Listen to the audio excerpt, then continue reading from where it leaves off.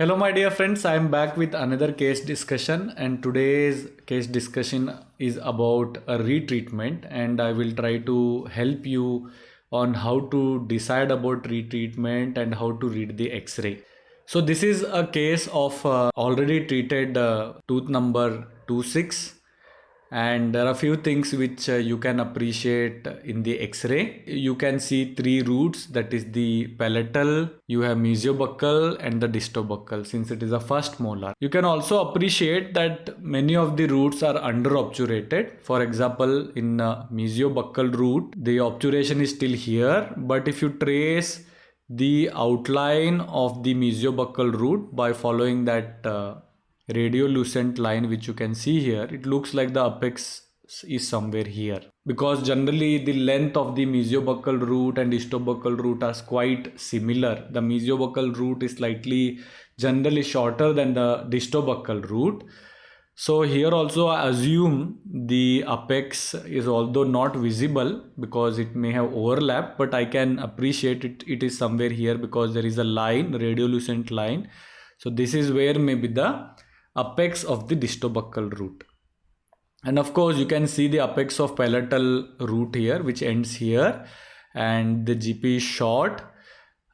In fact, you can also see that maybe there is an attempt which is done to remove the GP again and maybe for retreatment, but that space is empty. I can see a radio opaque material in the floor of the pulp chamber. This can be anything, but this doesn't appear like a metallic material, maybe amalgam or a zinc oxide divisional, because zinc oxide division also generally appears very radio opaque. You can go back to the earlier case discussion, that is the first case discussion which I have done, and there I have explained about this radio opacity. So I believe maybe the floor is weak, either because there was some caries or maybe because of the error done by the practitioner and they have tried to seal it with either MTA or GIC, which you'll be able to better appreciate once you see the access opening. But a radio opaque material in the floor indicates that they have tried to repair or rebuild or strengthen the floor of the pulp chamber. Now, before going ahead, you should know that for under obturation, it is not necessary that it is always a mistake, because if you plan to do a retreatment and if you don't have CBCT, you may promise the patient that you will be opening up all the canals. That before starting with the treatment without CBCT is bit difficult, because maybe the earlier dentist has tried to reach the apex, but because of various reasons, maybe extreme calcification, maybe the canals were not opened up, and that's why the under obturation is done. It depends on skill also, and if you have CBCT, that can really tell you whether the canals are present or no.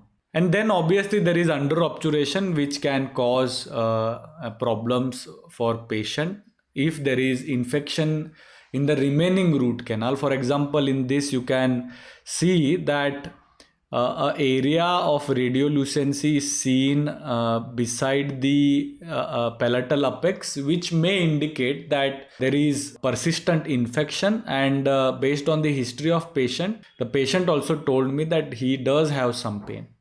So we decided it to retreat.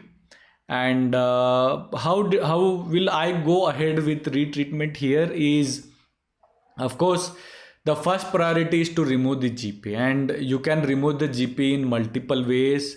You can remove with the rotary instruments. You can use a solvent along with the rotary instruments to remove it. There are ultrasonic devices, tips which are available to remove this GP. I do not see the canals, but we have not taken CBCT, but I can see a faint line below the GP here. You can see it is traceable. This indicates that maybe mesiobuccal root canal we may be able to open up. Whereas palatal, generally the canals are very wide. Even if there is some calcification, you may be able to open it. and the size of the GP here indicates that the enlargement what is done is in the at least the area where they have reached is definitely somewhere around 40 and more because of the thickness. That is what I can appreciate. So as per the literature or many practitioners, what they generally recommend is whenever you are removing the GP from the top portion, it is always better to use just the rotary instruments. Please remember that although you can do for retreatment to remove the GP, you can still use the same rotary files, but there are special files which are available with different designs which are only meant for removal of GPs, and there are multiple systems which are available. So that is what you can use. In this I use the new endo retreatment files, and once you remove the GP, remaining canal is never opened with the rotary instruments. Please don't do that mistakes unless you have some amount of space for rotary files. Now many times nothing may go wrong, but if you are trying to push a rotary file in a calcified, extremely calcified canal, it may fracture there. So the first and foremost important thing what you should know is that you should open up the canals with the hand instrument. You take 8 number, 6 number, or maybe 10 number. As I always told, I start with the 10 number and then I put the 8 number file. If the 10 number is not going, maybe then you can go to a 6 number file. Once at least you have 10 number enlargement, and then either you can select a glide path or you can try to use the 17.4% or any system what you have. So this is how I ended up with the treatment. Although the palatal appears short here, but as per the apex locator, this is where I have the apex. So I enlarged it and obturated with the secondary cones. This is a cold lateral compaction. I was able to open up the mesiobuccal canal with 10 number, and then I shifted to 4%, and then the remaining portion I did the secondary cone obturation.